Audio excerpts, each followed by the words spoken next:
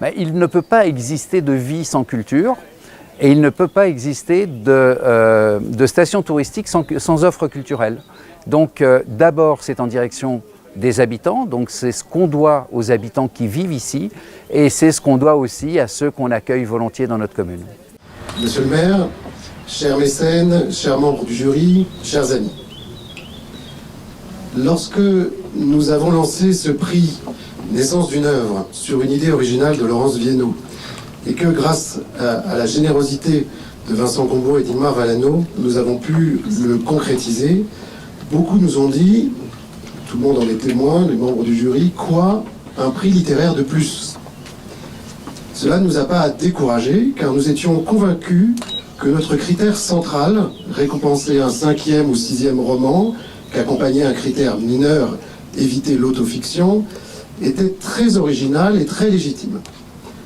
Tellement original que les éditeurs vers lesquels nous nous tournions pour leur demander les romans correspondant à ces critères nous regardaient avec de grands yeux ronds et peinaient à nous en fournir. Nous avons insisté, nous avons cherché, nous avons, pour certains, écumé nous-mêmes les librairies et nous avons trouvé. Nous avons trouvé ces écrivains qui, loin des médias, loin de la publicité, loin parfois du milieu parisien, déploient, roman après roman, un univers, un style, bref, une œuvre. Au gré de notre quête, nous avons constitué une sélection dont nous sommes très fiers, parce qu'elle prouve que la littérature française et francophone compte dans ses rangs de ces écrivains qui écrivent par nécessité intérieure et des éditeurs qui savent les accompagner. Je remercie ici notre jury de grands lecteurs opiniâtres, Laurence Viennot, Marie Laubert, Anouk Aubert, Catherine Assette, Frédéric Desmier, Denis Grosdanovic, mais aussi Claudine Ripper qui a si bien organisé notre communication avec l'aide de Pascal Viennot et bien sûr à nouveau nos deux mécènes, Vincent Gombaud et Ingmar Vallano. Au moment de remettre ce premier prix Naissance d'une œuvre ici, je ressens de l'émotion et de la fierté, mais aussi beaucoup de gratitude. Car cette année, nous ne récompensons pas seulement la naissance d'une œuvre, nous ne récompensons pas seulement un roman, je crois que nous récompensons ce que nous pouvons appeler sans honte un chef-d'œuvre. Et ce chef-d'œuvre, c'est Andrea Dedos de Michel Julien, qui est là parmi nous et qui va me rejoindre. Michel Julien.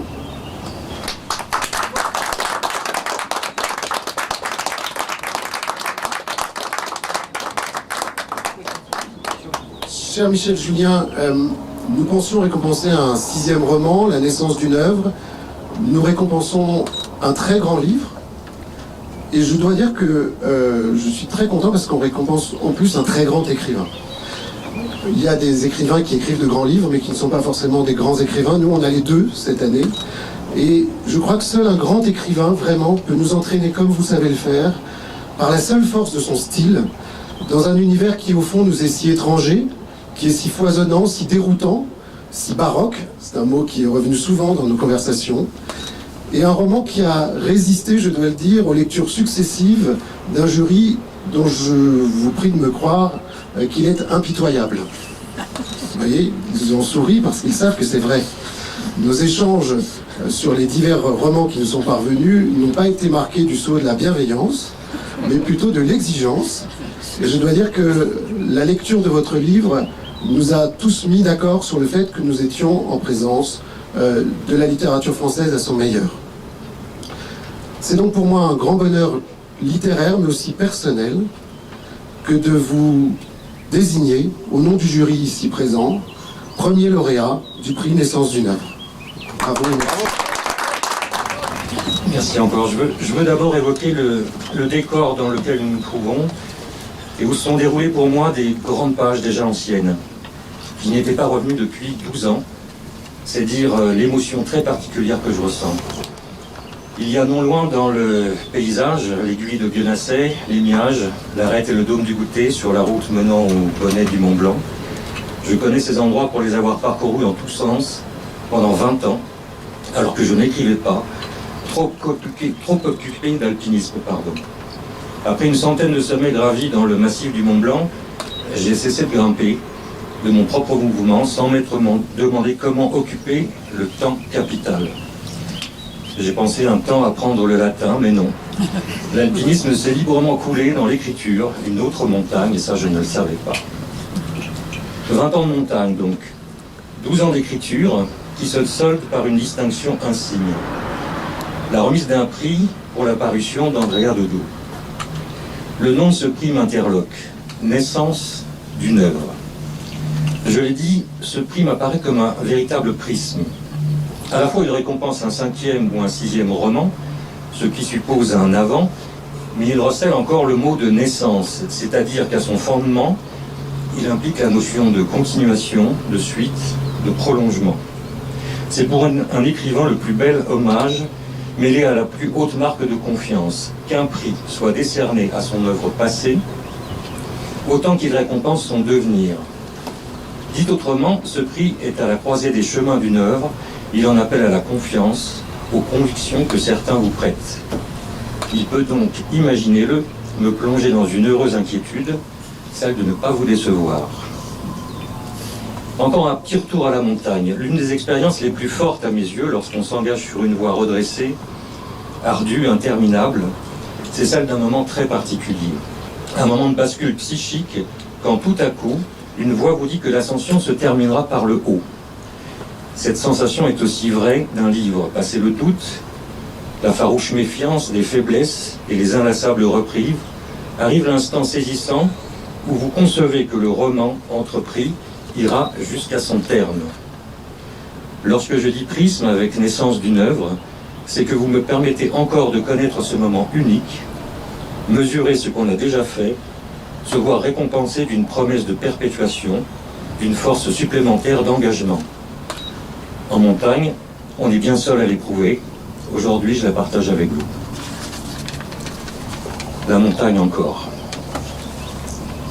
Elle m'a montré ô combien était précieuse la notion d'engagement et d'indépendance. Cette faculté d'affranchissement, je l'ai retrouvée ensuite dans l'exercice de la littérature, pour ma propre liberté, mais pas seulement, chez tous ceux qui concourent à la valorisation du livre et de la lecture. Indépendance et encouragement de bien des libraires, dont je salue la pugnacité, la franchise et la persévérance. Il y a d'ailleurs quelque part par là une aiguille qui s'appelle l'aiguille de la persévérance. Indépendance et engagement des éditeurs, avec au premier chef les éditions Verdier, chez qui j'ai le privilège d'être publié. On n'escalade pas seul, je fais cordée avec Colette Olive, Michel Planel et ceux de leur équipe. Vous connaissez leurs couvertures, elles sont ensoleillées comme des faces sud. Libraire, éditeur, et je l'apprends aujourd'hui avec vous, indépendance et engagement d'un jury, c'est-à-dire des lecteurs qui ont imaginé un prix, naissance d'une œuvre, lequel repose dans son essence sur une pleine volonté d'autonomie, sur une entière liberté d'appréciation et sur une approche émancipée de toute contingence. C'est pourquoi je tiens à remercier, au-delà de toute bienséance, Vincent Gombaud et Ingmar Vallano, co-mécènes de ce prix, mais encore, par ordre alphabétique, Anouk Aubert, Frédéric Dexmier, Sylvain Faure, Denis Grozanovic, Marie Liobert, Catherine Asset, et puisque l'ordre alphabétique a le bon génie de la placer en exergue, ma gratitude va encore à Laurence Viennot, qui est au fondement des rencontres auteurs et liseurs, qui n'a de cesse de faire partager son attachement aux lettres, et pour qui j'éprouve une particulière affection. On le sait. Une toute dernière chose. Mon vœu le plus cher pour ce prix, et en le faisant je pose ma main sur la corde, c'est qu'il se prolonge lui aussi dans le temps, qu'il s'ancre. Naissance d'un prix. Mais alors mettez-vous à ma place. J'aurais été le premier lauréat, et pour toujours. Cette place est inestimable. Je vous remercie. Écoutez, on est à Saint-Nicolas, c'est le petit endroit très privilégié et un peu caché de la commune de Saint-Gervais. Moi, je suis très fier et très heureux de cette initiative. La création d'un prix littéraire à Saint-Gervais complète bien l'offre culturelle de la commune en direction de ses habitants et en direction aussi de tous les autres qu'on peut accueillir, les résidences secondaires ou les touristes. Donc c'est une très belle initiative et je remercie Vincent Gombaud et toute l'équipe qui a créé ce prix, qui a sélectionné les œuvres et puis qui a délivré ce prix aujourd'hui. On est dans une commune qui sait diversifier ses offres et ses activités, et c'est effectivement à côté de l'art contemporain, à côté de l'art baroque, à côté des festivals de théâtre dans les alpages ou d'humour dans les salles, eh bien on a aujourd'hui une offre supplémentaire et c'est magnifique parce que Saint-Gervais et Saint-Nicolas deviennent un lieu de rendez-vous pour différents arts, différentes activités, et c'est tout ce que peut souhaiter un maire parce que c'est l'accomplissement d'un travail de fond.